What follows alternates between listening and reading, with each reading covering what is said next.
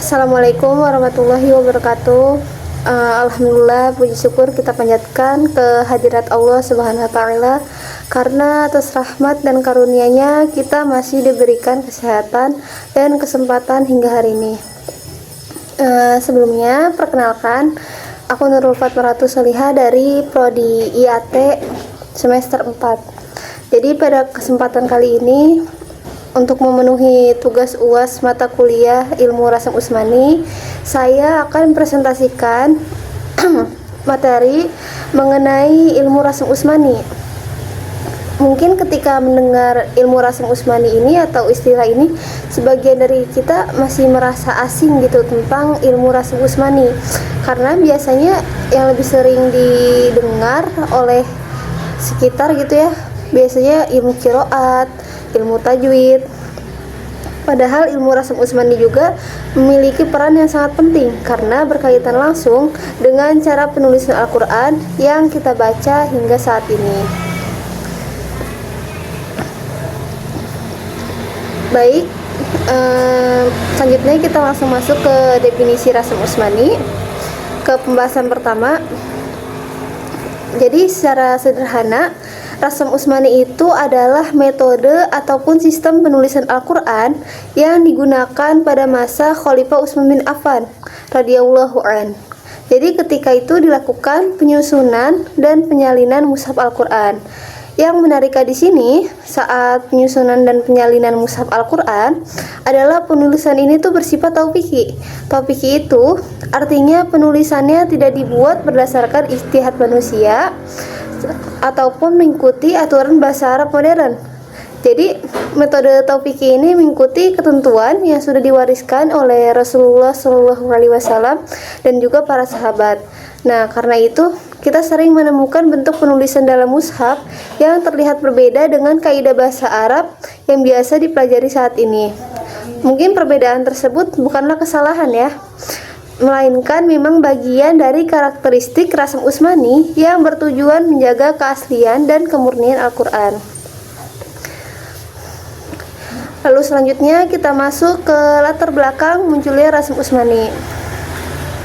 Di sini saya akan menjelaskan sedikit aja.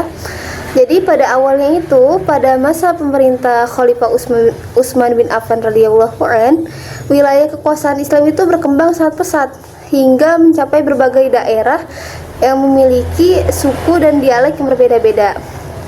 Nah, karena Islam itu berkembang pesat, akibatnya mulailah muncul perbedaan dalam cara membaca Al-Quran. Nah, perbedaan ini sebenarnya masih berada dalam batas qiraat yang sahih, tetapi karena banyaknya masyarakat awam yang saat itu tuh mulai saling menyalahkan kayak bacaan satu sama lain ya, karena dialeknya berbeda-beda.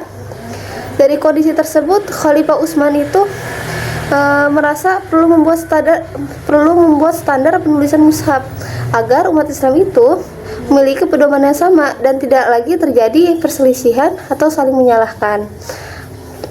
Dari situlah kemudian dibentuk sebuah tim yang dipimpin oleh Zaid bin Tsabit radhiyallahu an. Jadi sahabat Zaid bin Tsabit ini menyalin mushaf berdasarkan suhuf-suhuf yang telah dihimpun pada masa Khalifah Abu Bakar As-Siddiq. Nah, mushaf tersebut kemudian diperbanyak dan dikirim ke berbagai wilayah Islam, dan dari sinilah lahir yang kita kenal sekarang, mushaf ataupun Rasam Usmani. Selanjutnya, setelah latar belakang, kita juga harus tahu tujuan mempelajari Rasam Usmani itu untuk apa. Jadi gini, kenapa kita sebagai mahasiswa IAT perlu mempelajari Rasam Usmani? Yang pertama, tentunya untuk memahami sejarah perjalanan penulisan Al-Quran sejak masa Rasulullah hingga masa para sahabat. Lalu yang kedua, untuk memahami sejarah perjalanan penulisan Al-Quran. Lalu yang kedua, agar kita tuh mengetahui kaidah-kaidah penulisan mushaf Utsmani yang menjadi standar penulisan Al-Quran hingga masa sekarang. Lalu yang ketiga, supaya kita bisa memahami hubungan antara penulisan mushaf Quran dengan qiraat yang sahih. Nah, yang terakhir, selain itu ilmu ini juga sangat penting. Untuk apa? agar kita bisa menghindari kesalahan ketika kita melakukan penyalinan, pencetakan, ataupun penulisan ayat-ayat Al-Quran. Dan pelajari Rasm Utsmani juga dapat menumbuhkan rasa hormat kita kepada para sahabat, para ulama yang telah menjaga Al-Quran dengan sangat teliti selama berabad-abad lamanya. Lalu masuk ke selanjutnya, adapun kaidah-kaidah dalam ilmu Rasm Utsmani. Yang pertama ada kaidah al-had. Jadi kaidah yang pertama ini dalam Rasm Utsmani, al-had itu artinya penghilangan ataupun penghapusan huruf tertentu dalam penulisan mushaf. Mungkin kalau kita melihat sekilas, kita akan bertanya, kenapa ada huruf yang seharusnya ada tetapi justru dihilangkan ataupun tidak ditulis? Nah, yang harus kita pahami di sini, jadi kalau penghilangan tersebut tuh enggak mempengaruhi cara membaca ayat sama sekali. Jadi huruf yang dihilangkan tetap dibaca sesuai qiraat yang sahih. Nah, dalam materi ini, contoh yang dibahas adalah penghilangan huruf waw pada kondisi tertentu sesuai dengan aturan yang berlaku dalam Rasm Utsmani. Jadi sekali lagi, ini tuh tujuannya bukan buat kesalahan penulisan, tetapi juga merupakan bagian dari sistem penulisan Al-Quran yang telah diwariskan sejak masa sahabat. Lalu adapun kaidah yang kedua, yaitu kaidah az-ziyadah. Nah, az-ziyadah itu artinya penambahan huruf tertentu dalam penulisan mushaf Al-Quran. Kalau tadi penghilangan, kalau sekarang penambahan. Nah, menariknya ini huruf tambahan tersebut ditulis dalam mushaf tetapi tidak ikut dibaca ketika ayat dilafalkan.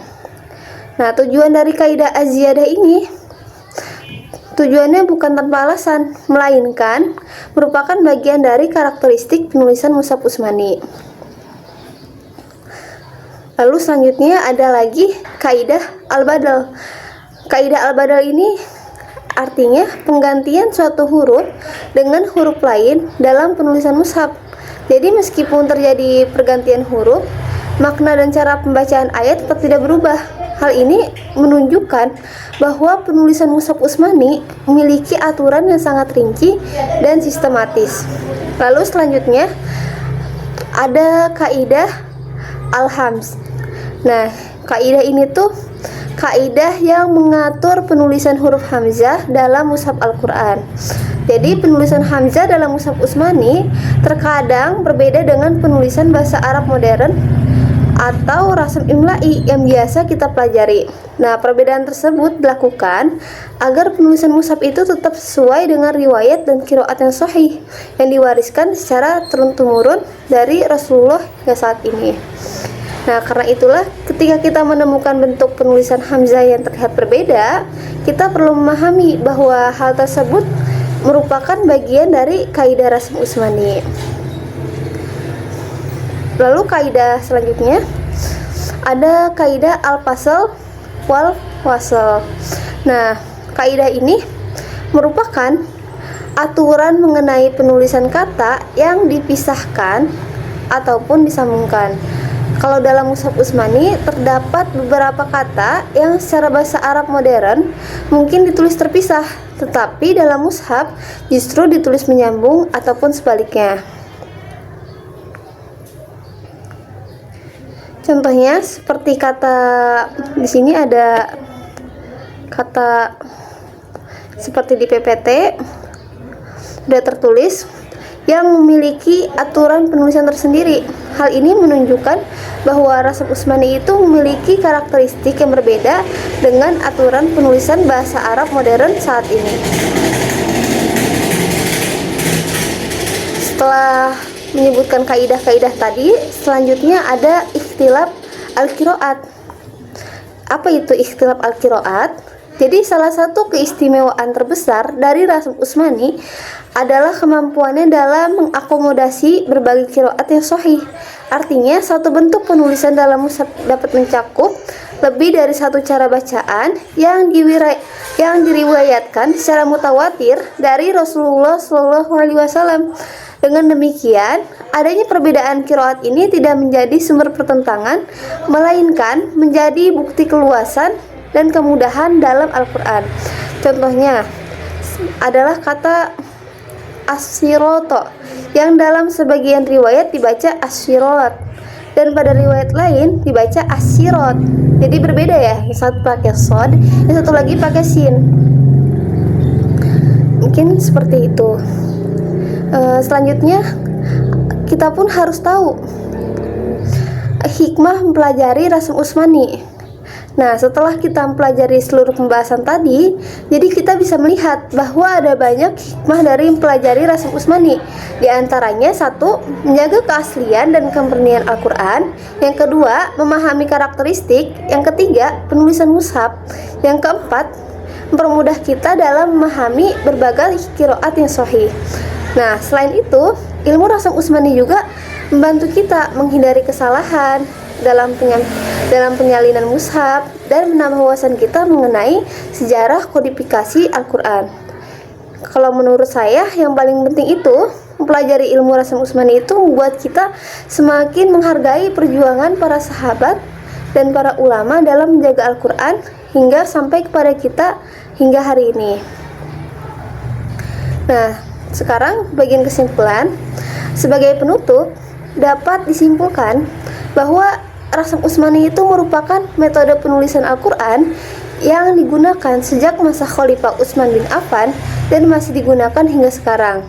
Berbagai kaidahnya seperti tadi ada al-had, az-ziyadah, al-badal, al-hamz, serta al-fasal wal-fasal.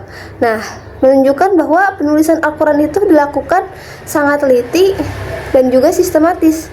Hal tersebut menjadi bukti nyata bagaimana Allah itu sudah menjaga Al-Quran melalui perantara para sahabat dan ulama sepanjang sejarah. Baik, mungkin itu saja yang dapat saya sampaikan mengenai materi ilmu Rasm Utsmani ini. Apabila terdapat kesalahan dalam penyampaian maupun penjelasan, saya mohon maaf sebesar-besarnya. Terima kasih teman-teman semua maupun Ustadz. Wassalamualaikum warahmatullahi wabarakatuh.